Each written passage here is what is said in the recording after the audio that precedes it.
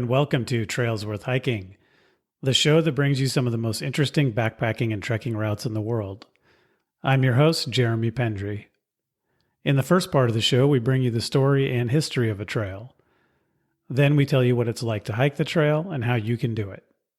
On this episode, we head north of the border, that is, starting from iconic Niagara Falls.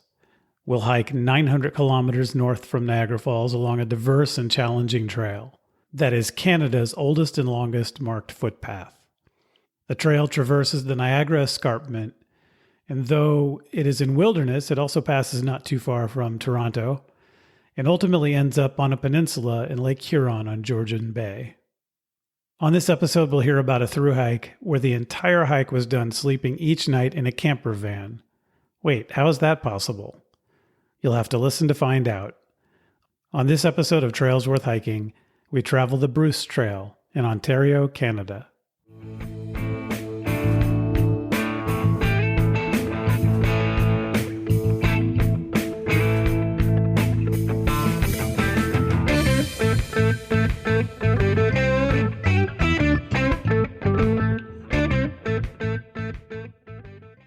Welcome to the show, everyone. Don't forget to reach out to me at trailsworthhiking@gmail.com with ideas for future episodes. Also, please follow us on Instagram at trailsworthhiking podcast. I also want to remind you that if you have hiked a trail that you were inspired by this show to hike, please let me know. And if you do that, I will feature you on our Walking the Walk segment, and we can put some of your photos on the Instagram account. On this episode, our guest is Elisha Rubacha from the blog Elisha Hikes. Elisha is an Ontario, Canada-based writer, and she thru-hiked the Bruce Trail with her mother, which is a really interesting thing to have done, and you'll hear all about it in my conversation with Elisha. So the Bruce Trail is the first trail that we've covered in the province of Ontario, Canada. On this show, I'd like to cover trails that are in as many states, provinces, national parks, regions, and countries as possible. And having hiked trails in lots of different kinds of ecological environments, lots of different countries, I'm convinced that all of the world has something to offer the walker who is willing to observe and to learn. And as much as I love the iconic mountain ranges of the world, and particularly those of the American West, those are not the only places worth hiking. So I'd like to cover as much as we can on this show. And this really long trail in Ontario, Canada was intriguing to me. It really does push the limits of what we typically cover on this show as far as distance and time to accomplish the hike. But I think you'll really enjoy this episode and get a lot out of hearing all about this region and this particular hike that Elisha undertook with her mother. To hear another episode about a long-distance hike in the Great Lakes region, I recommend episode 8 about the Superior Hiking Trail. All right, let's jump into this episode about a trail across the Niagara Escarpment. But first of all, what is an escarpment? So that is a geologic feature that is really a long, gently sloping ridge of rock that is gradually sloped on one side, but has a sharper drop-off on the other side. This escarpment goes 900 kilometers from Niagara Falls in the south part of the escarpment, where the cliff is, and then goes to the town of Tobermory in Ontario on the northern end. The escarpment itself does continue and sort of wraps around the Great Lakes and back in through Michigan and Wisconsin. It will be focused on the part of it that is in Ontario. The escarpment rises up 500 meters from sea level, so about 1,700 feet. It starts in western New York and goes across southern Ontario to the Bruce Peninsula. The escarpment was formed 400 million years ago. It's made of limestones, dolostones, shales, and sandstones, so really ancient seafloor. Over the past 250 million years ago, it has shaped into the escarpment that it is today through erosion. And this is really unequal erosion that gives it the shape of an escarpment, most recently from several ice ages.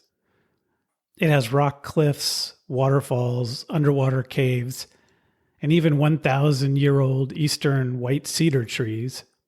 It's the longest natural corridor in densely populated south-central Ontario.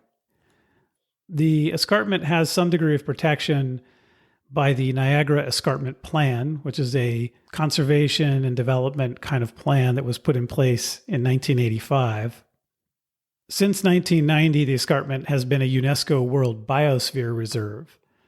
And this means it's an area designated for reconciling conserving biodiversity and sustainable development, according to UNESCO. And these are considered places where methods to learn about how to do this can be tested.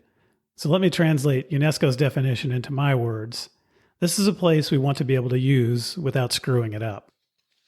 The escarpment has the headwaters of 5 major river systems running through it. Coming out of one of those river systems is one of the most famous waterfalls in the world, which flows off the escarpment close to the southern terminus of the Bruce Trail, and that is, of course, Niagara Falls. Niagara Falls was carved at the end of the last ice age, about 12,000 years ago, so in geologic time, Niagara Falls are relatively young. Niagara Falls are actually a group of 3 separate falls on the border between Ontario and New York. Horseshoe Falls on the border is the biggest and the most famous and the one you think of when you think of Niagara Falls. The other 2 falls are on the U.S. side. Measured by flow rate, Horseshoe Falls is the most powerful waterfall in North America. Because of its annual freezing and thawing with water getting into the rocks of the riverbed there, the falls keep eroding, and the cliff is moving slowly backward from the erosion, and thus the falls move ever so slightly upstream as it erodes. Niagara Falls was first found by a European in 1678 by a French priest. In 1804, Napoleon's younger brother Jerome honeymooned at Niagara Falls, and he is credited with starting the tradition of honeymooners going to Niagara Falls, which continues today. The falls became even more popular once the railroad came into existence because it brought lots of tourists to the area. In 1895, the power of the falls was harnessed as the first large-scale hydroelectric generator project was built there. And Nikola Tesla himself was able to devise a system to transmit the power from the falls to Buffalo, New York. Even today, the falls generate a lot of electricity, and they actually divert more of the water at night. So they reduce the flow of the falls at night and divert the water to generate power. They don't want to do it during the day because it would make the falls not look as impressive, and they want visitors to be able to enjoy the natural beauty of the falls. So they are diverted more often at night and in the winter when there are less visitors to generate electricity. This trail works its way up the escarpment toward what is called the Bruce Peninsula. The Bruce Peninsula is an arm of land that divides Lake Huron and Georgian Bay from the rest of the lake. Georgian Bay is 190 kilometers long, which is about 120 miles, and 80 kilometers wide, which is about 50 miles. It's about 80% the size of Lake Ontario. It's often called the 6th Great Lake. If Georgian Bay were its own lake rather than a bay that is part of Lake Huron, it would be the 4th largest lake entirely within Canada. There are 2 national parks on the Bruce Peninsula and more than a half dozen nature reserves. Bruce Peninsula National Park is in the heart of the UNESCO Biosphere Reserve area. That park was established in 1987, and it has a lot of day use and even more camping that happens there. I've mentioned this on previous episode, but like in many other places, this park was established in a settled landscape. So there was some compromise that had to be struck in being able to create a national protected area where people were already living. So there is some development and roads within the park. And as you might imagine, there was some tension in determining the boundaries of what to protect. And even today, more than 20% of the land within the park is privately owned. As we've talked about before, conserving land can be messy, and however beneficial to nature, it can also disrupt the lives of specific individuals who live in the area. So, as I said, lots of compromises have to be made to achieve the best conservation possible, but also to take into account the needs of people living there. There's lots of wildlife along the Bruce Peninsula, including black bear, fishers, which is a weasel-like carnivore, squirrels, bats, fox. There's a type of rattlesnake. There's red-shouldered hawk, barrel owl, and yellow-spotted salamander, to name a few of the animals that are found on the Bruce Peninsula. There's also lots of wildflowers and ferns and orchids. In fact, there are 44 different species of orchids on the Bruce Peninsula alone.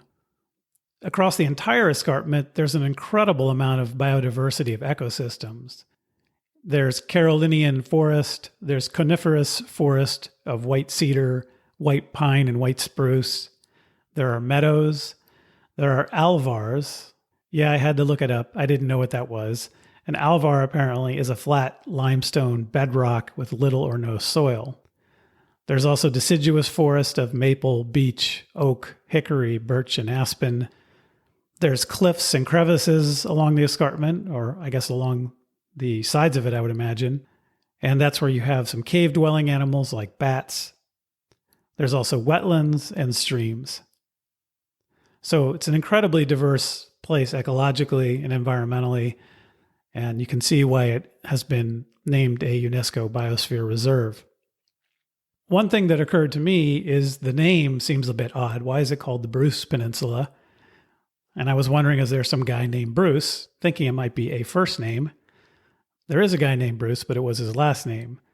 So who was James Bruce, and why is the Bruce Peninsula called that? James Bruce was the 8th Earl of Elgin and the 12th Earl of Kincardine. He was a British Member of Parliament for Southampton in 1841, but soon after that he held one interesting and significant post abroad after another. From 1842 to 1846, he was the governor of Jamaica. From 1847 to 1854, pertinent to this story, he was the Governor General of the province of Canada. And then in 1857, he became the High Commissioner and Plenipotentiary in China and the Far East. In that role, he did some pretty controversial, well, let's just say, to be honest, awful things, including ordering the destruction of the old Summer Palace in Beijing, which was a huge cultural loss to China. After that, he was the Viceroy of India starting in 1862, but in 1863, he died at age 52. He had a heart attack while crossing a swinging rope and wood bridge over a river while he was in India. In any event, there are numerous places in Ontario named after James Bruce, not just the trail and the peninsula, but also the towns of Kincardine and Port Elgin and Bruce counties. There are also towns named after him in Nova Scotia, and other things such as roads named after him in India, Singapore, and Hong Kong. But let's now talk about people on the Bruce Peninsula, but going much, much further back. People have lived in the area for more than 10,000 years. We don't necessarily know who lived there for most of that time, but if you look at the early woodland period from 1000 BC to 1080, that is the period where it was inhabited by the Saugeen Ojibwe people. This is a group of peoples also called the Chippewas. The Chippewas did share the area with the Wyandot people, so they weren't the only native group there. And then at one point during the 1600s, the Iroquois moved into the Bruce Peninsula. This led to some conflict. The Ojibwa trading parties were attacked, and then reprisals followed. And at one point, there was a fierce battle at Saugeen where the Iroquois ultimately had to flee. And those captured had their heads cut off and piled in a pyramid. And as a result, this battle has been called the Battle of Skull Mound. So not always peaceful there on the Bruce Peninsula among the peoples who existed before European settlers. When the French arrived, they referred to the people there as the Huron, and this is where the name for Lake Huron came from. After the War of 1812, the U.S. expelled a number of native peoples, and they ended up moving to the area, coming across the border from the United States. So there's been some fluidity over the centuries as to who lived there. And even today, there are lawsuits being litigated over land rights between Native peoples and European Canadians. So it is an ongoing story as to who has what rights with respect to living on the Bruce Peninsula. The idea for the Bruce Trail itself came about in 1959 from Ray Lowes. Ray Lowe's was concerned about the development in the area that was happening, and he came up with the idea of a footpath covering the entire Niagara Escarpment. He wanted to inspire people to want to protect the escarpment, and he thought the best way to do that was to get people out on the trail. And I happen to agree with Ray. This has been my method of contributing to conservation with this podcast and among my family and friends, which is to show them the wilderness and to show them what these natural areas have to offer and let them decide for themselves that it's worth protecting. At the time, no trail of this size had been built in Canada, and Lowe's and a small group of others got landowner support. And in 1962, they began to establish regional clubs along the length of what would be the trail. The clubs would be responsible for construction, getting more landowner support, and basically everything else that happened within their region.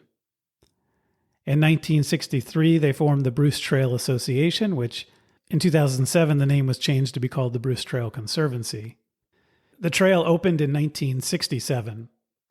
Today, the Bruce Trail Conservancy is one of Ontario's largest land trusts, and its mission is to conserve, restore, and manage the land along the escarpment, and of course to manage the trail, working with the 9 regional Bruce Trail clubs. All right, so with that background, let me first remind you about our sponsor before we jump into the interview. Our sponsor is Outdoor Herbivore. Outdoor Herbivore makes delicious vegetarian and vegan backpacking meals. Although, as I always say, you don't need to be a vegetarian or vegan to love these meals. They have quality ingredients, lots of calories. They are packaged conveniently for boil in a bag cooking, where all you need to do is add hot water, stir, and seal the package for 10 minutes to have a delicious backpacking meal. You can get 10% off your order at Outdoor Herbivore with the discount code TWH10P, Trails Worth Hiking 10%. Outdoor Herbivore ships worldwide, so even if you live outside the United States, you can order Outdoor Herbivore backpacking meals. Why not get some chickpea sesame ziti, or some lemongrass Thai curry, or some blackened quinoa, or the naked freckled burrito? Who wouldn't want something called a naked freckled burrito? So please check them out, Outdoor Herbivore at outdoorherbivore.com.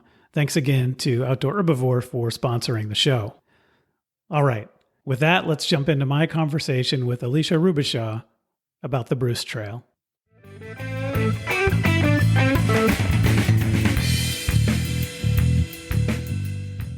Elisha Rubacha, welcome to the show. Thank you for being here. Thank you for having me. So tell me about your blog, Elisha Hikes. Yeah, so I started the blog mostly because I found other people's trail reports so helpful. And same with gear reviews. There's a couple of websites in particular that I go in on pretty hard whenever I'm looking for gear. And so I just wanted to kind of contribute to that community and be a resource for other people in the same way that other people were a resource for me. What kind of resources are you providing primarily? So trail reporting is kind of what I've been doing. I've got one up there on the Western Uplands and Algonquin, and then I have most of my series of Bruce Trail blogs up there as well, which are broken up by the section of the Bruce that I was hiking at the time. Okay. And just, I guess, because you mentioned it, what are the couple of review sites that you think are ones that people might want to check out? Outdoor Gear Lab is one that I use a lot. There might be one other one, but I forget what it's called. It comes up though, when you're typing in like a particular gear item and then reviews, they come up pretty readily. But I think Outdoor Gear Lab is like the main one that I kind of always check. Yeah, that's one that I use a lot as well. So you mentioned a couple of locations, and for listeners who are not from Canada, tell me a little bit about where you live and where you're from. Right. So I live in Ontario. I grew up kind of in the Ottawa Valley area, but I live in Peterborough now. And the Bruce Trail runs from Niagara, which is, popular as a tourist location, Niagara Falls, and then runs all the way up to Tobermory, up the peninsula into Georgian Bay. And so it's about, at least according to the guidebook, it's 911 kilometers, but that varies as the trail changes. But yeah, it's a huge stretch of Ontario, or it felt like a huge stretch of Ontario. Yeah, that's a pretty big stretch of anywhere. That's a significant hike. How did you originally get into hiking and backpacking? So I kind of proposed to my mom back in, I think, 2018 or maybe a little earlier that we go on a backpacking trip. And she had already done about 700 kilometers of the Camino through Spain. So she, wasn't a stranger to a long hike, but she hadn't done any backpacking, like full camping gear. You're out in the middle of nowhere on your own. And so we decided we wanted to try that together. And I kind of thought it made a lot more sense to go on an outdoor adventure every year or multiple times every year than to spend about the same amount of money on like a single Europe trip. Because I know that's the popular thing. People like to do even if it's a backpacking trip through Europe, people love that. But, I've been a couple places. I've been to London, I've been to Spain, but I really just wanted to be able to do something affordable whenever I wanted. And I like the idea of a challenge. It's, that type 2 fun or whatever. Type 2 fun, exactly. Yeah. Yeah. So this was something that's more recent then for you to get into doing these kinds of outdoor adventures. Well, we've been doing it every year since then, but yeah, it's not too many years now, just 2018 being the first one. And then every year since we've done something, whether that's a backpacking trip or like a car camping trip with a bunch of day hikes, we've always gone out and done something with each other each year. And so how did you end up deciding to do the Bruce Trail? I heard about the Bruce from a staff person at my like local adventure outfitter, Wild Rock. I think I was just buying gear for a smaller backpacking trip, and they brought up the trail. I don't even remember how it came up, but I just remember being like, "Oh, I need to look this up, and I might need to do this because it's a long trail. We don't have a ton of long trails in Canada. I mean, there's like the Trans Canada Trail, which goes all the way across, but it's it goes through everything. I don't really think of it like it's a lot of it's paved or like gravel. I don't really think of it in the same way as like a hike. People have done the whole thing and that's great. And I might try and do it someday too. But I was more interested in the Bruce just because of how beautiful the terrain is. Like if you look on, Instagram or online, there's just endless beautiful photos of places like the grotto up in the peninsula. And it's just, yeah, I just got really excited really quickly as soon as I learned about it and dove deep. Well, that's great to hear. And, it's a lot of people who are not probably listening to this podcast.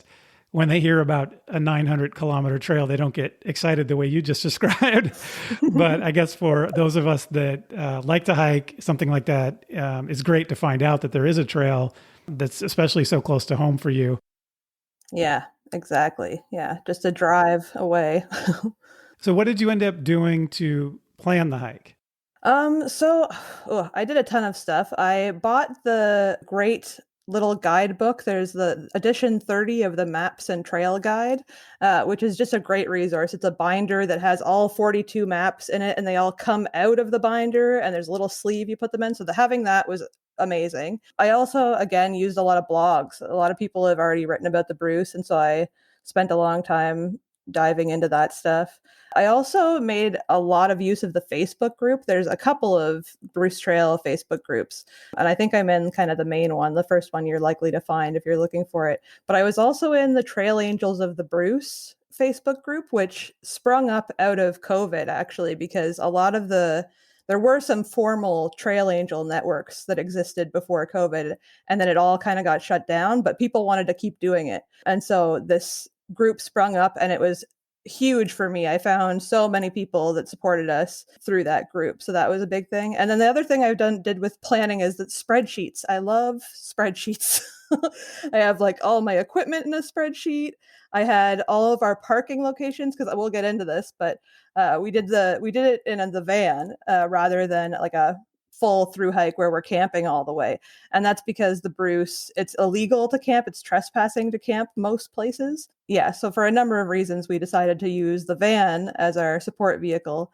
So I had a whole itinerary of where to park each day, which ended up changing dramatically, but it was a good starting point for us. The other thing that you had that was interesting to me that I wanted to hear about before you started out this hike is that you had involvement from the Canada Council for the Arts. Could you talk a little bit about that? Yeah, so that came about because I'm a writer. I've been a professional artist for a number of years now. And so I'm no stranger to the granting system. I've gotten some small grants from Ontario Arts Council in the past. But this was my first time applying for a big one for Canada Council for the Arts. And the first time it was rejected, actually. We got turned down in the first year I applied. And I think COVID, again, was a factor in that potentially because of how reliant we were on trail angels. I think they probably saw that and were like, "Ooh, we don't want you in a bunch of people's cars every day for, a couple of months." So I think that might have been why it was denied the first time, although it's also just like a total crapshoot, arts funding. I'm not sure how aware you are of that world, but it's very competitive and you never know who's going to be on the jury. So it's very hard to guess whether you're going to get something or not. But I got very lucky and got the big grant for my Bruce Trail project. And so the idea was that I would write a book. I would write a multidisciplinary book of poetry, prose, and photography. And it would be mostly about the journey and my relationship with my mother, who was along with me for the ride. And so how is that project going? It's going slowly, if I'm being totally honest. It's very hard to write about. I think I took a lot of time just processing the trip. It was very hard. I'm not going to lie. A long trail every day, like day in, day out, is not easy on the body, the mind, like anything. And so, yeah, it was a lot. There were so many stories, and I managed to like keep a notebook of, kind of a page a day, basically. And that was all I was able to write while we were on the trip.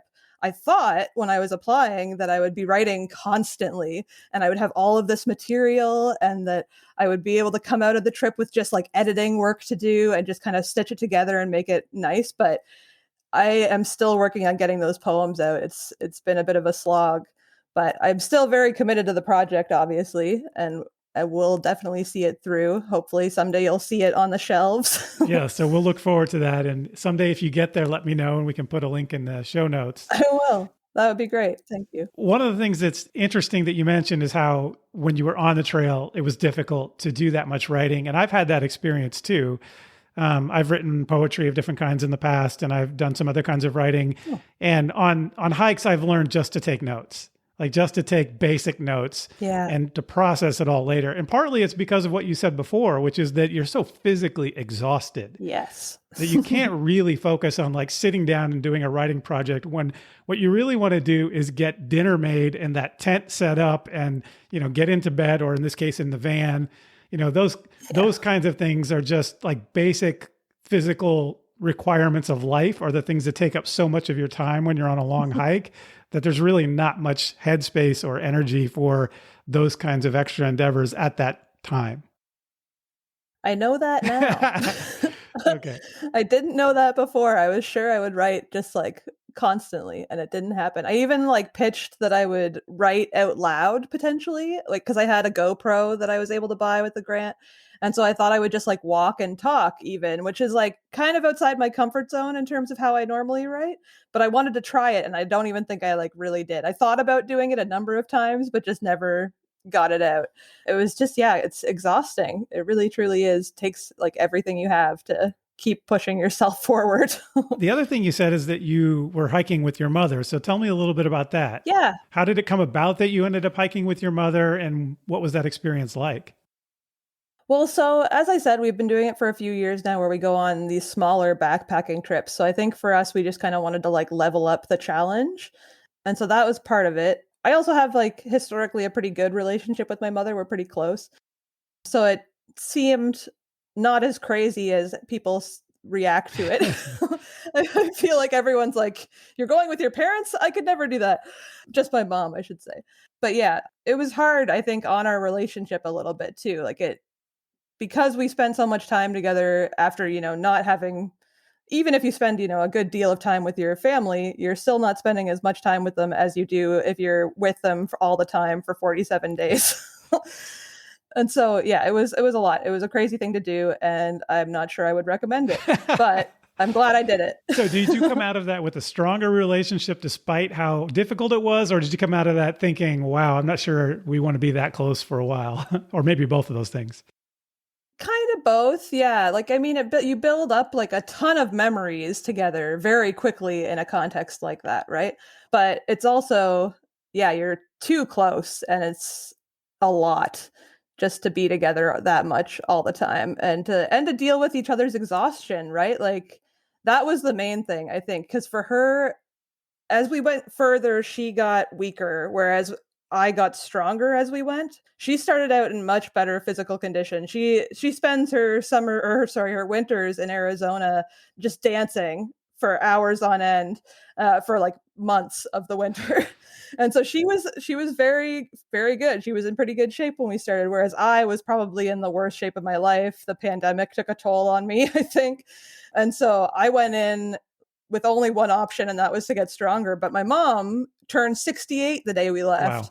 And so as we went, I think things got much, much harder for her. And that resulted in her, I think, not being as able to listen to me, even like just carry on a conversation between the two of us as we were hiking, because her hearing isn't great at this point in her life. She couldn't always hear me. She didn't always have the energy to like, conjure up a response to what I was saying. And so that kind of caused a bit of a rift between us a little bit, because she couldn't really hear me and I, needed someone to talk to because I'm chattier, I guess. Yeah, it really strained the relationship in a lot of ways, mostly rooted in that exhaustion, just being so, so tired and in pain.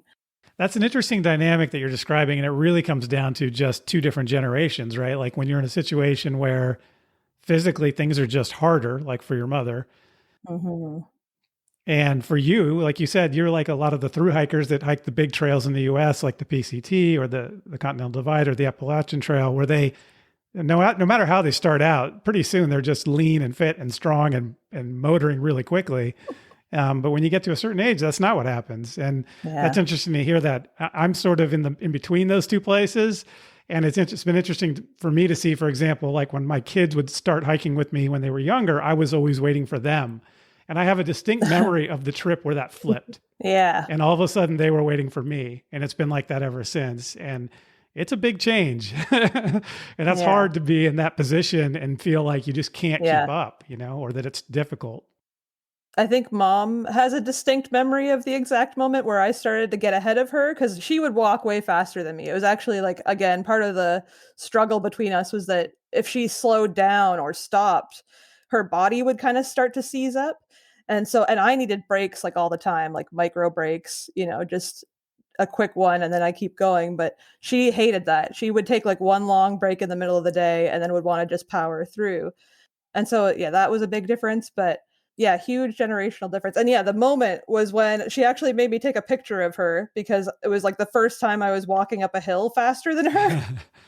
And so she was like, turn around and take a picture of me right now. It's like, okay, if you want. So I think that was like her moment like that where things flipped. Yeah. That's interesting that it happened during an actual hike versus like I'm talking about, a point in life where it happened. Oh, yeah. Yeah, that's pretty cool. No, there was a distinct moment, that I've captured on, digital film. All right. So let's talk about some of the logistics of this hike. When is the time of year to do this hike? So we went through mid-August to the end of September, and it was a huge variation of weather conditions. So if you were trying to do it as like a stealth through hike where you're actually camping illegally, but to each his own, hike your own hike. I would say that's like maybe too early almost in some ways, but also too late. It's kind of funny. It's a weird window because there was so little water available on the first, I don't know, like week or two of our hike. We saw very little water. There were supposed to be all kinds of waterfalls and they were just dry. Okay. And so I don't know how you would resupply and like filter water for a lot of the hike. That seems challenging to me. I know people have done it. I have friends on Instagram who have done it that way. But to me, it seems very challenging to do that way. But with the van, we could have water wherever we needed it. So that wasn't an issue. But the weather kind of ranged wildly, because we went from it being like really hot and humid to there being at the end a lot of cold, rainy days. And so, that range from like August 15th to September 30th was all over the place for weather. But I guess this is not a hike you're going to try to do much further beyond like early fall or early summer. Yeah. I think spring might be a good time. I know some people who have done it in the spring. I think that could work, because if it's a wetter season, I think you might have better luck that way. Whereas in August, everything is just dried out. The further we got, we did get to see lots of waterfalls, but they were like further up. So the further north we went and like the deeper we got into September, it got, wetter and wetter. Okay. Yeah, I mean, it's a hard call. It's one of those things to pinpoint your moment. It can be challenging. And you said for distance about 900 kilometers or maybe a little more, 911, you said. Yeah, they say 911 in the guidebook. I think we actually, with all the like trail notices that change the trail a little bit, I think it ended up being maybe a few kilometers less than that, but still over 900, certainly. Okay. And for those of us south of the border, that's 560 miles roughly. Yeah. And you said August 15th to September 30th. So it was 47 days. The question I had about that is how many of those days were 0 days where you weren't hiking at all? Like, did you take breaks or was this pretty much hike every day or how did that work for you guys? So we started out with a plan of 6 0 days, which seemed like, plenty. But then we started to reorganize my parking plans because we realized we did 29-kilometer day, and that was the longest day we did. But we had originally planned to do, I think, like a 30-kilometer and a 31-kilometer. And we just decided after that 29-kilometer day, that's not happening. This isn't a sustainable rate for us. And so we changed the next like 40 days of planning, I think. Yeah, and made all the days that we really needed shorter. And that, kind of averaged just out to about 20 kilometers a day. But yeah, the 29 kilometers was too much. It was early that we did that. I forget what day it was on. It was pretty early, like a little over a week in, and we attempted the 29 and it just crushed us. Yeah, that can happen. I mean, you just got to change the plan when that happens, which just sounds like that's what you did. Yeah, and so we had 2 days in the end, 2 0 days off of the 6 that I had originally planned. So yeah, big difference. One of those 0 days, we were glad we took it off because it was just pouring rain. And then the next one we took off, it was actually like a beautiful sunny day, and we got to just hang out in this rest stop in Beaver Valley, which was actually quite a nice way to spend the day. But aside from that, we had a couple of shorter days, some like Nero days. But yeah, mostly it was pretty full on the whole time. And so that brings up a question of how difficult is the hiking? Is this a lot of up and down? Is that what made like a 29-kilometer day really difficult? Yeah. So because the Bruce Trail follows the escarpment, the Niagara Escarpment, it is almost entirely up and down. Okay. There is just like constant elevation change. You're always climbing up it or climbing down it, or, if you're lucky, you're on top of it for a stretch or under it for a stretch. But yeah, it's a lot of up and down. The highest point is 540 meters above sea level, I guess. And I would say that there's like you get up to like 400 to 500 quite a bit. And yeah, and then 540 is the highest. But yeah, just constant up and down because the trail is designed to follow that escarpment, and it does that whatever way it can. Okay. So I was going to talk about gear next, but I think it makes sense to talk about the situation with the van because that seems integral to what you're carrying, right? Yeah, sure. That's an interesting way that you did this hike because it seems like from the website that I looked at about the hike, I think they're contemplating that people would sort of do some camping maybe because there are certain designated campsites, but it sounds like not very many. Not very. But then they would also be staying in like hotels and motels and maybe Airbnbs even to make up the difference somehow. And so you guys did a completely different method. So tell me about the van and how that worked. Yeah, so my mom has this great van that she did like a little bit of a kind of DIY build of. And then, like I said, she's been spending her winters in Arizona in it, and she loves that.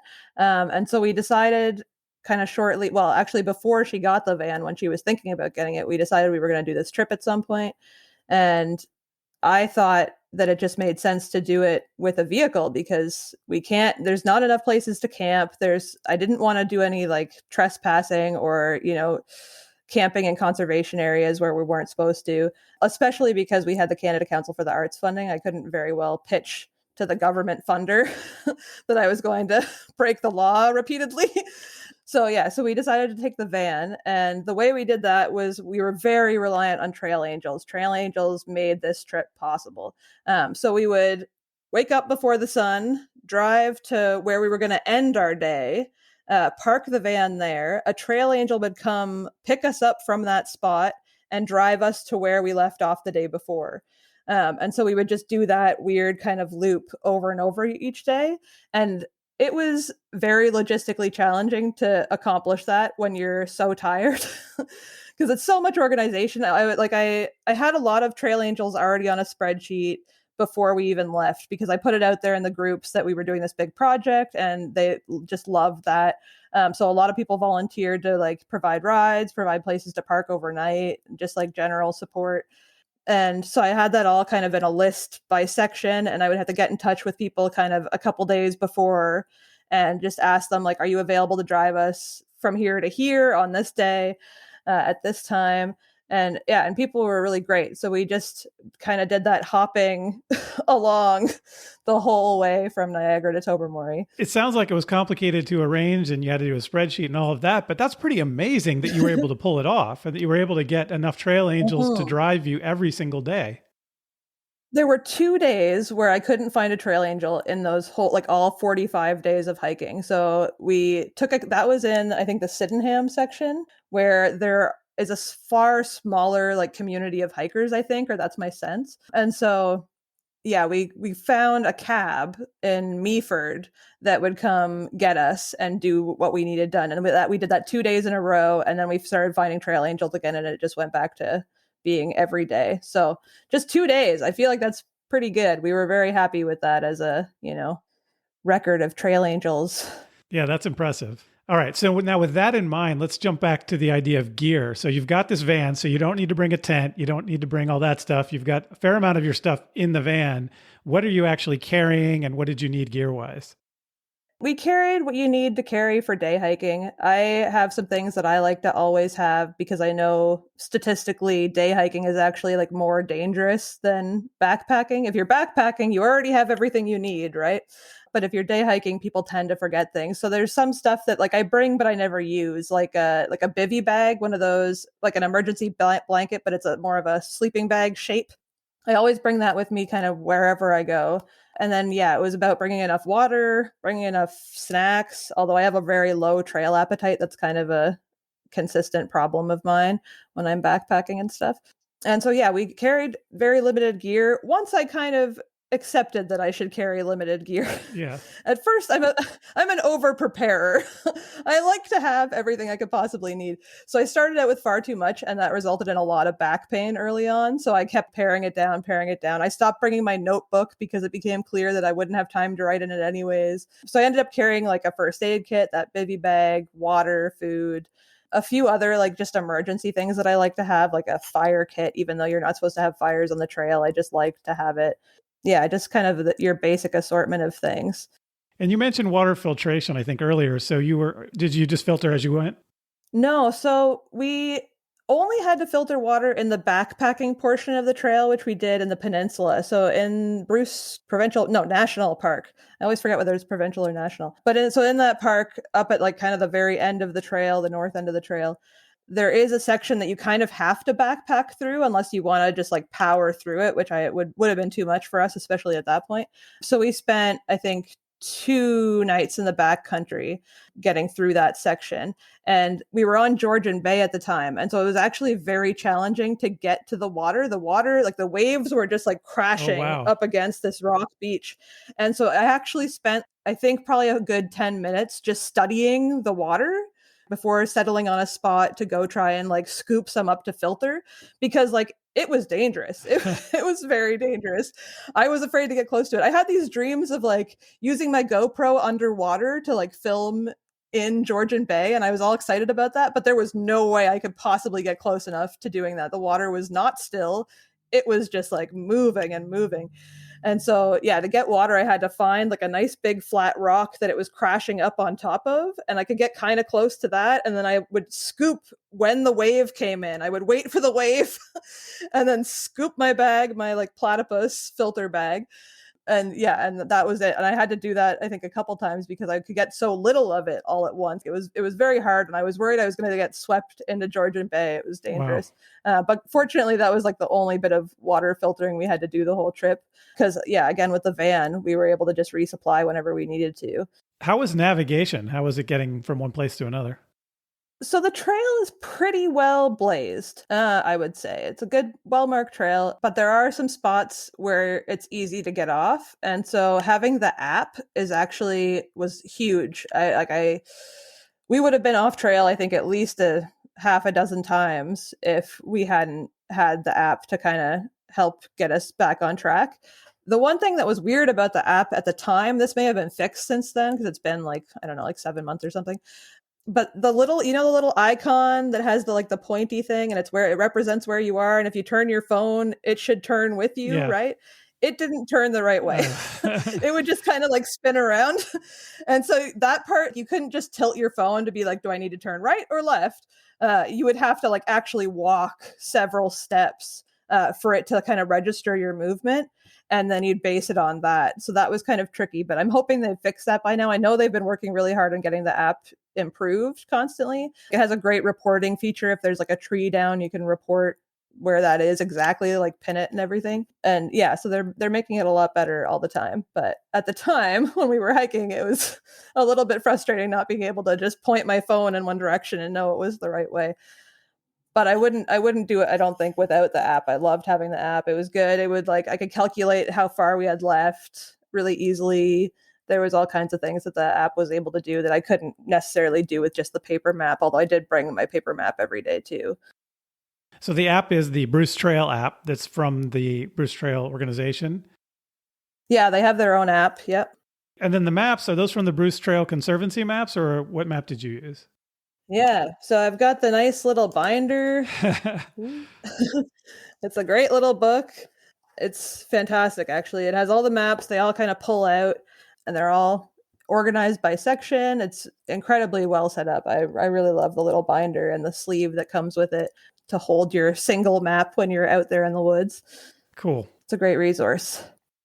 Okay. And so you hiked this trail from south to north? Yes, that's correct. Niagara to Tobermory. And I assume that's just sort of the way people typically do it, or that's the way that they expect people to do it?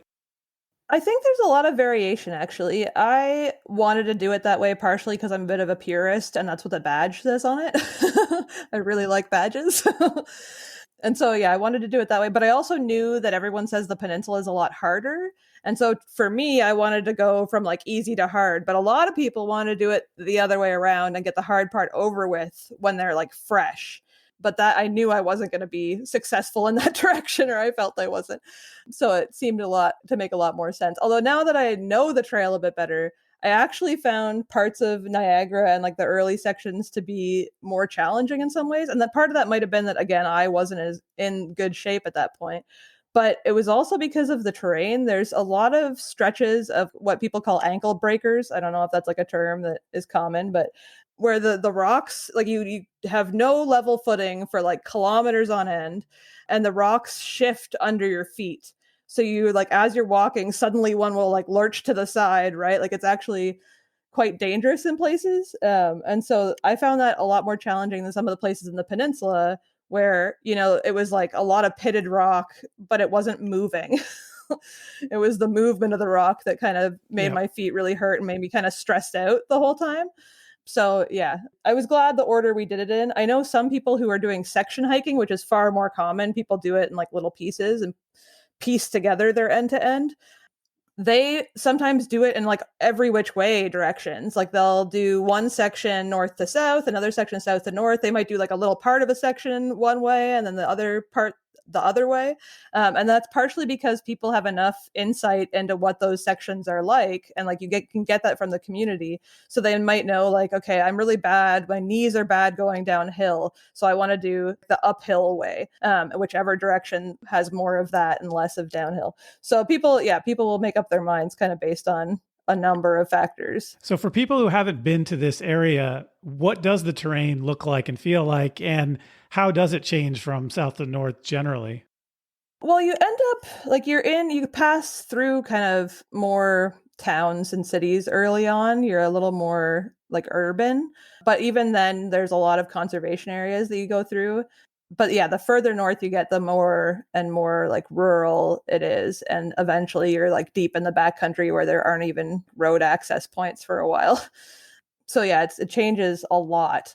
And then yeah, you're up and down the escarpment. There's all kinds of different terrain just like within that. Like there's a lot of cedar trees that are supposedly like ancient, very old cedar trees, but they're not that big. And it's because they've just been like struggling to survive on this rock for like, I don't know, like hundreds of years or whatever.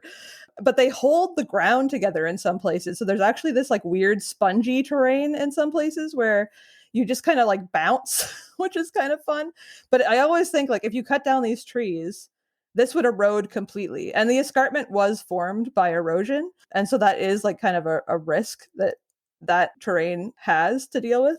But yeah, it's incredibly varied. There's long stretches of road walking in some places because they're trying to create, they like to call it like a ribbon of wilderness along the escarpment. And to do that, they have to actually negotiate with a number of private landowners. I think it's like 1,000 private landowners. And so, yeah, it goes through all kinds of people's private property. It goes through all kinds of conservation areas. It goes through towns. It's incredibly varied. So you start out in the Niagara section, and that seems like it's, like you said, probably pretty close to kind of tourist areas and places like that at the very beginning. Yeah, so you're actually in a place called Queenston, which I think is technically like Niagara on the lake and not like Niagara Falls proper. It's like a little bit of a distance away, but not far. We actually did the whole like Niagara Falls kind of tourism thing right before we went, and that was fun. But yeah, so the end of Niagara was okay, but then the end of Niagara, like I said, had all those ankle breakers. And so that got really hard. There was a day, I think it was in Niagara. Yeah, the last day in Niagara, we gave up a kilometer early because I was worried about my feet. They were in really bad shape already. And this is only like a few days in.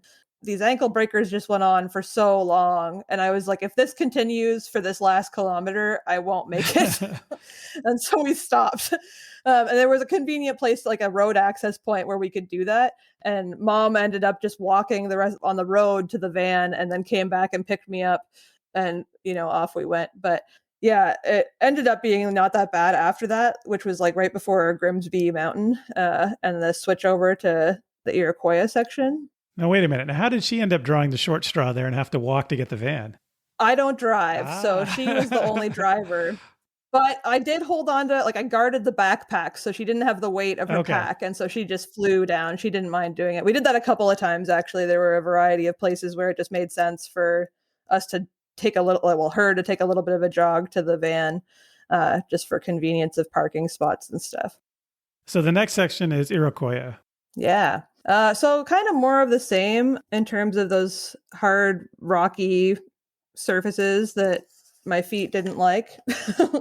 But there were some, I have a couple of, like, I'm just looking at my notes here, and there are some that say like pretty easy terrain day, mostly very easy terrain. So it is, kind of changes. There was some road walking too at the end of Iroquois. It's funny when you start out like a weekend trip, you're often looking for the best views. But when you do a really long hike, there's a premium on easy.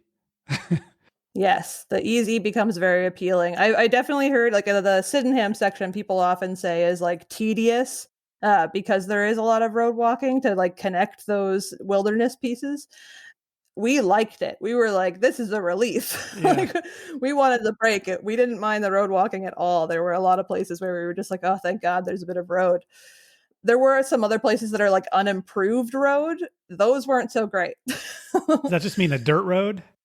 Sometimes it means like an ATV road where there's big like pits and like it's very gravelly and not great hiking, especially like hilly stuff. There were a bunch of unimproved roads that were places that nobody wanted to maintain. I think so. After Iroquois there's Toronto, and I would imagine that's a bit more urban than most of the hike. Yeah, it actually doesn't go like through Toronto. It's kind of a misnomer. You'd think that there would be sections where you're like actually walking through the city or like near the city, but it's not that close. I saw on the map that it was off to the sort of from the perspective, it was off to the side, but I figured it must be still like more people and more development. I actually, in my notes for Toronto, have that it was very buggy on like all 3 days. So I don't remember there being that much city. Okay. I don't think we really did much urban walking. I have, some notes about lots of boardwalks. Okay. We didn't see that much, like any of Toronto really. The only time we saw Toronto was when we saw the skyline across Lake Ontario, which was actually amazing. There were a number of places where you got this just like incredible view. You could see the CN Tower out there. It was just stunning. But you never really actually were in Toronto. And then you've got the Caledon Hills. Did I say that correctly? Yeah, Caledon Hills, yeah. This is actually where the best view, or one of the best views of the Toronto skyline was, and it was right near where you supposedly walk by a house belonging to Elton John. Oh, wow. That's the rumor in the neighborhood, at least. That's what people say. And so that was kind of cool. We got to see potentially Elton John's house. It was a very hilly area. They call it Caledon Hills for a reason. And one of my worst days was in Caledon Hills. I actually really liked Caledon Hills. Like, I have a lot of easy terrain, but yeah, some of it was very hilly, most of it.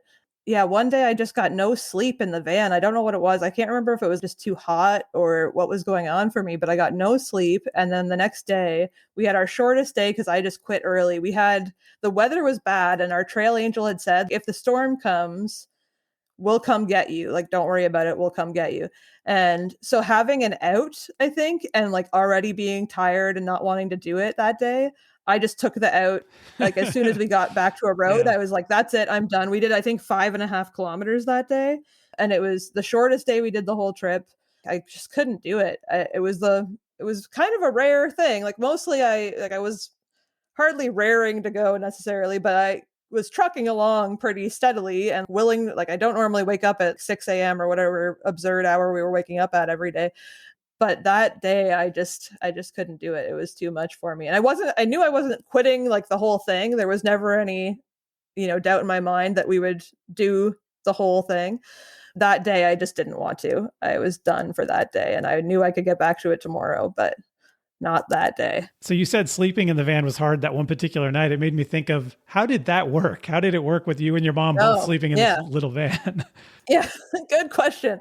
So my mom does have a bed in there, of course, but because there was two of us, it's just like kind of a little itty bitty bed. So my mom pees in the night, being a 68-year-old woman.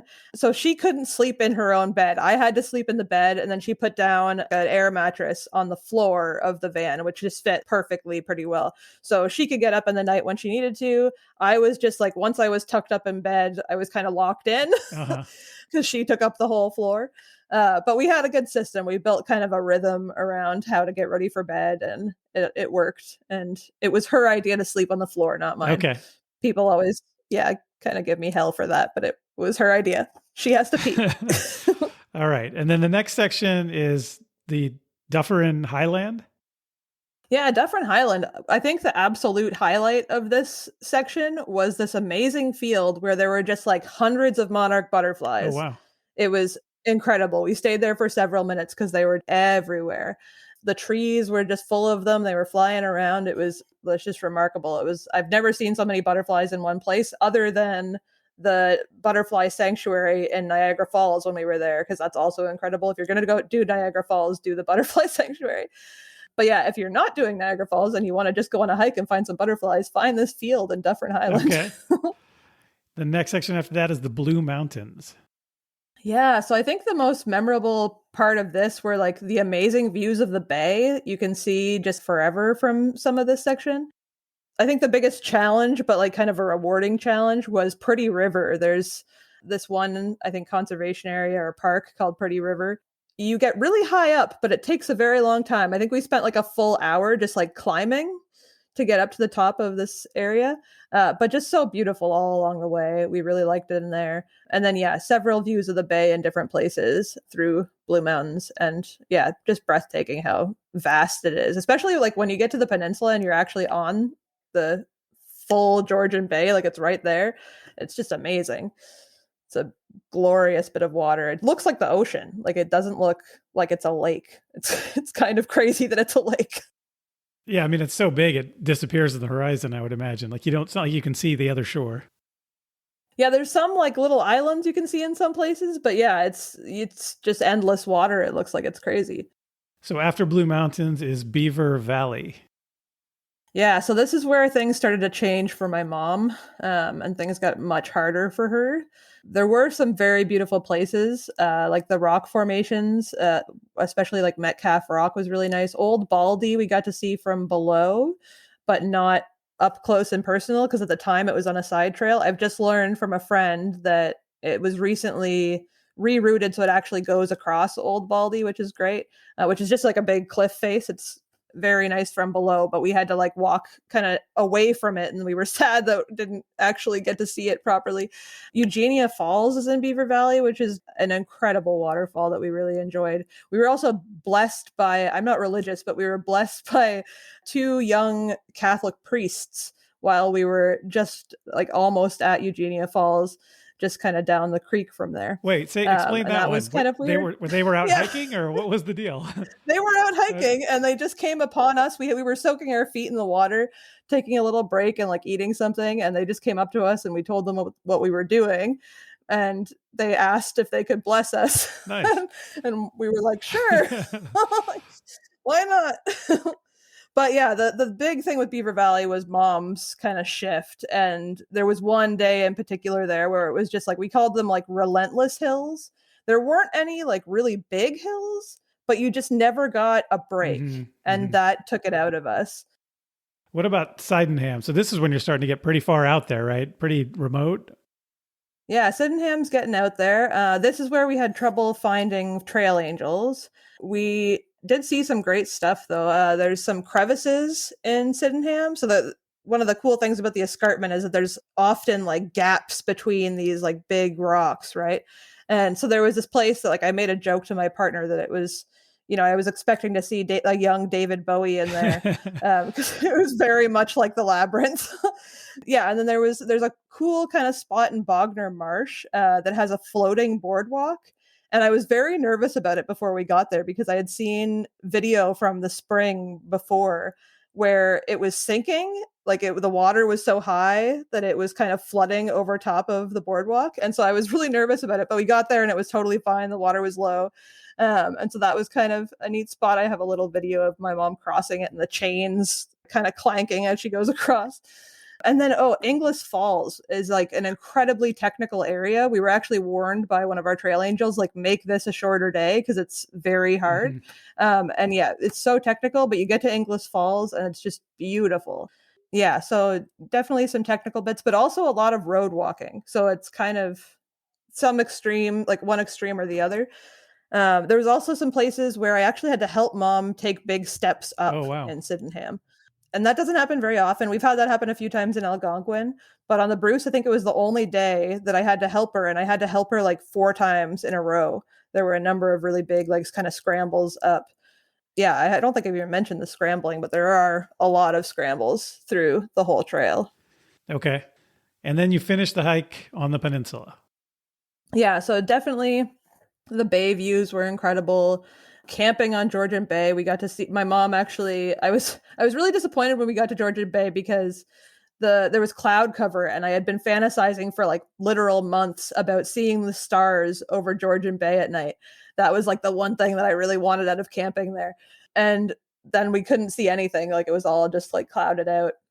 But then the next day, or maybe it was in the middle of the night that day. But anyway, one of the nights, Mom insisted I wake up in the middle of the night. She went out for her like middle of the night pee and then came back to the tent and was like, you need to get up and come out here because you're getting your stars now. And so we went out and we saw the stars and it was great. And then a few hours later, she woke me up again because she was like, you need to see the sunrise. And that was incredible too. I have some really beautiful pictures of like this kind of steam rising up off the water and like a orange kind of red sky. Oh, so nice.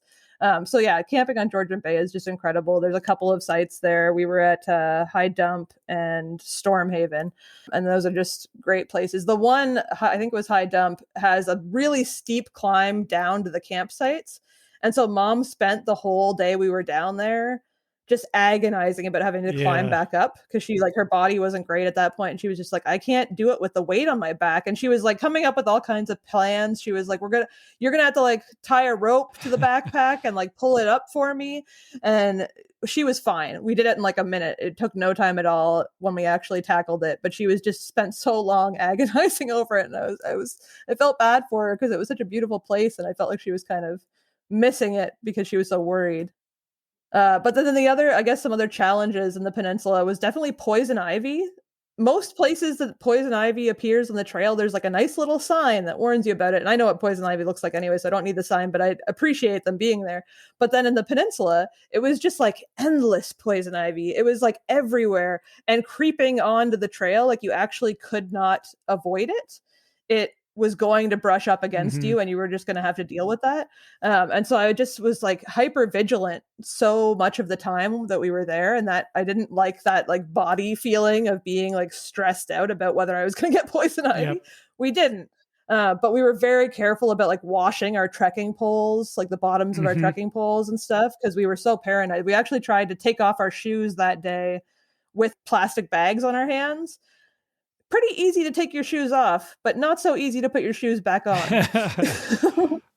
Yeah, we don't have poison ivy out here on the West Coast, but we have poison oak, which is the exact same problem. And there's some areas where it just grows everywhere.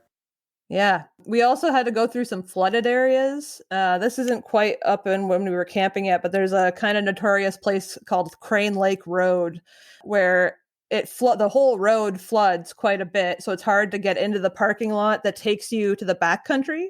And so we actually like had one trail angel who was supposed to drive us, and she was like, I'm not driving you on that road. And so we had to find someone else, which was fine. And we got, down there. But we got one of the days we were down there, the day we parked down there, it was kind of a disaster because we got stuck in the parking lot. It took us like, I think an hour or two getting the van unstuck from the mud on this like terrible rainy day. And then, that same day, I think we walked through like a ton of flooded trails. So we were just like completely soaked. It was a lot. The rain at the end was a lot, but we were more lucky when we were in the backcountry. We didn't really get any rain then, just some cloud cover. But yeah, beautiful spots, definitely challenges, but worth doing. I think the peninsula has a particular draw for people. The grotto, people love the grotto. How did it feel to get to the end of 900 plus kilometers of hiking and be done with this? It felt surreal more than anything. Like it was hard to believe that we were done, especially because like our last day was very short, because there was only like, what is our last day here? I think it took us under 2 hours. We did 6.7 kilometers on the last day. And so it just felt like it just like flashed by that last day. And we had some plans afterwards. We met with one of our trail angels and like had a nice lunch together, like a nice celebratory lunch. And yeah, it was nice. And like we felt accomplished, but it also felt like, where did the time go? Like, how did this happen? Like, is it gone? Like we just started kind of like, it was just very weird, kind of hard to describe. Kind of a bittersweet. Yeah, for sure. So why should other people consider doing the Bruce Trail? I mean, this is a pretty challenging, big hike, but it sounds like you got a lot out of it. And I just, why is this a trail that other people should think about if they want to do something that's of this length of time? Yeah, it's challenging. So if you want that type 2 fun, if that's your bag, then go for it. But it's just beautiful. Like so much of it is just incredible. If you like rocks, or like if you're a geology person, go do the Bruce Trail. You will get a lot out of just seeing the formations everywhere. I have so many pictures that are just like, here's a cool rock. Like here's a cool wall of rock, and like the textures of the rock are really amazing. There's fossils in some places.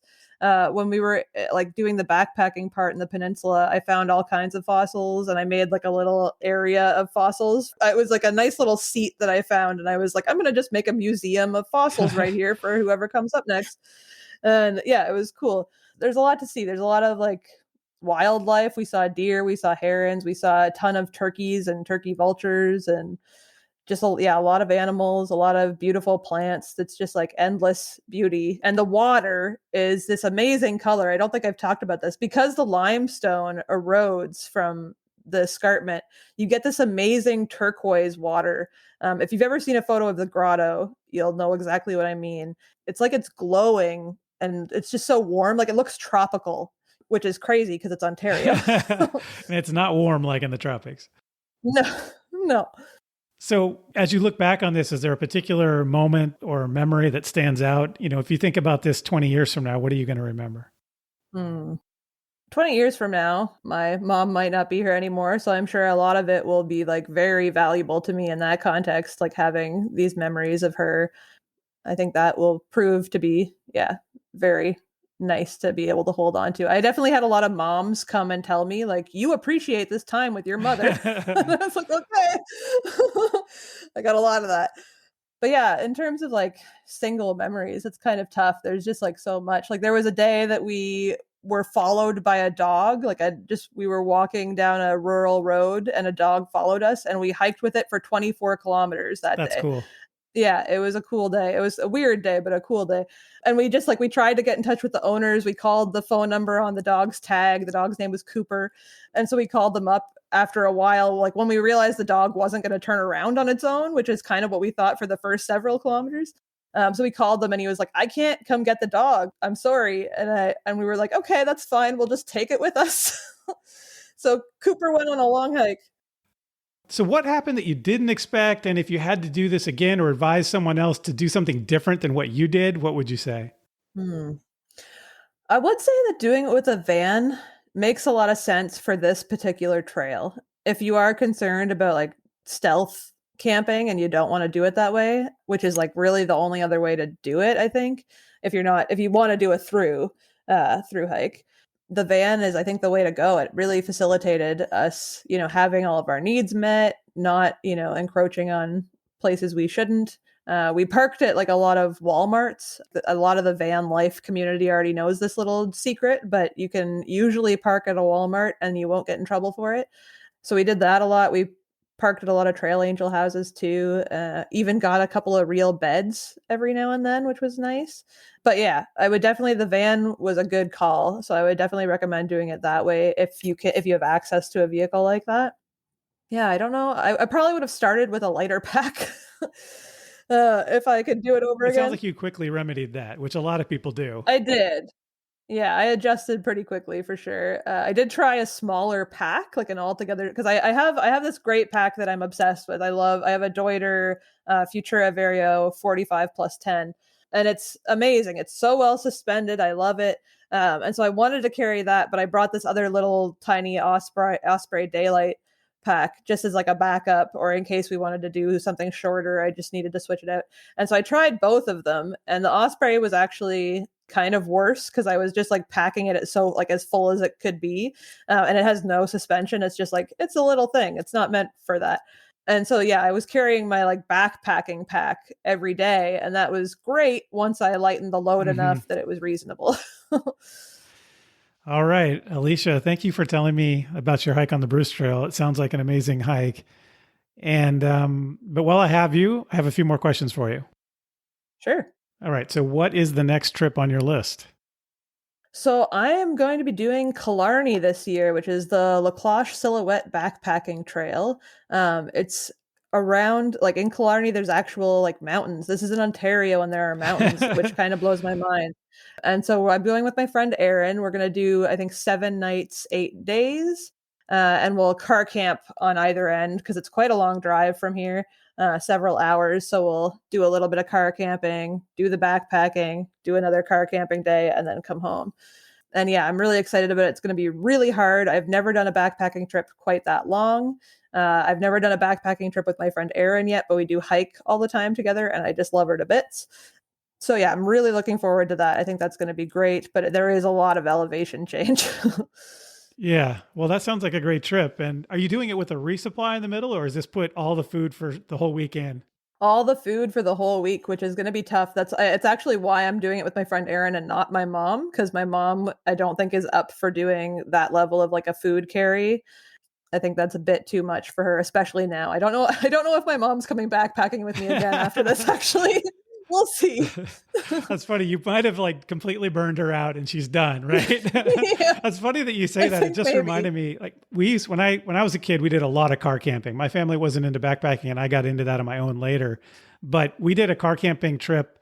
We had some property in Colorado and we went out there. My dad was a school teacher, and so we had summers off, and we went out there one summer and we camped in a tent the entire summer. Oh. And it was a lot of fun. And I remember it still. I was 7 years old and I remember it as the best summer of my entire life. And my mom has not camped a night since. She's done after that.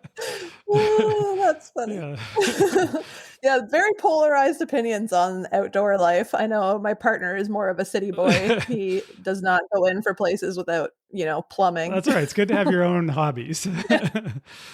Yeah, true enough. All right. Next question. What is the best backpacking or hiking advice you've gotten? So I like this one. Always eat your favorite food first. Oh, So wow. the idea being, yeah, it actually kind of blew my mind when I first heard it. Because the idea is that people tend to save their favorite food for later. But if you're eating your favorite food now, then whatever's left, you're going to eat your next favorite food and then your next favorite food.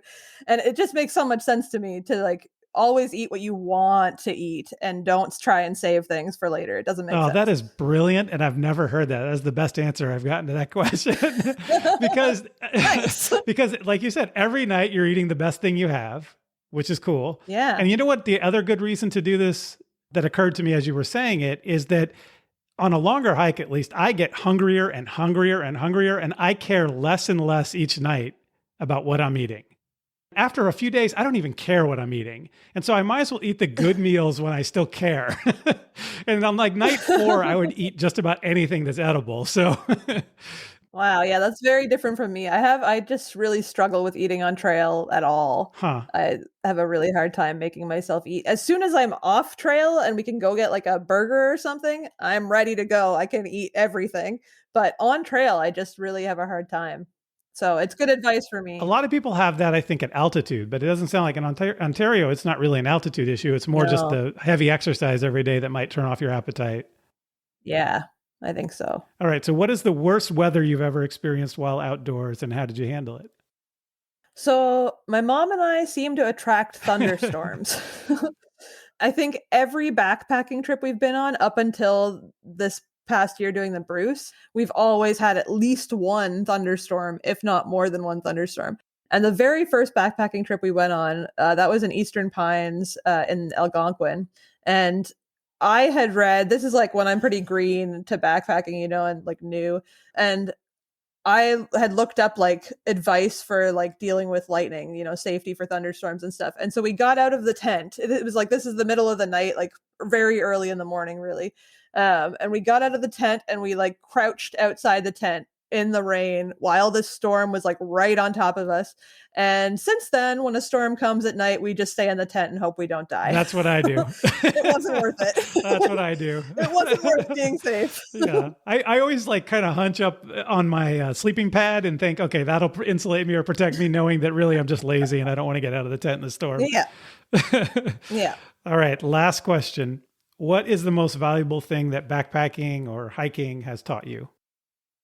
Yeah, so I don't think that it's necessarily taught me this, but I do think I'm much more aware of my own level of determination than I used to be before I started backpacking. Maybe a little part of that has to do with the badges that I love so much. Like there's like a physical thing that tells me I accomplished something. And yeah, it's just a good reminder that like I can do hard things. And because it takes just like a ton of grit to get through these trips. Like I love them and it's so worth it for being like just being outside is great, but it takes a lot to be able to pull yourself through a trip like this.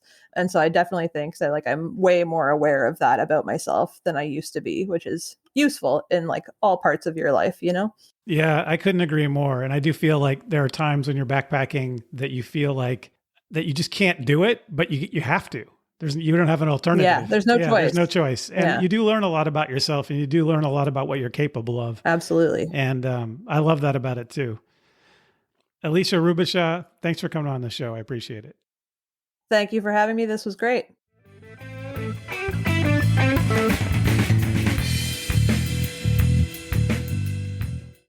Thanks again to Elisha Rubacha for coming on the show.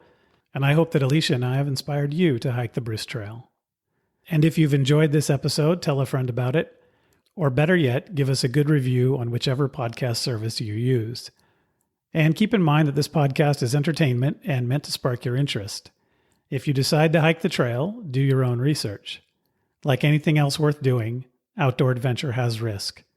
So when you go, pack your common sense. And when you get back, tell me how it went. Let's talk about our next episode.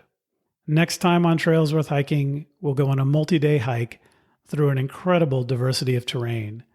Colorful mountains, glaciers, volcanic black obsidian, Mordor-like hills, but also valleys covered in green grass and moss.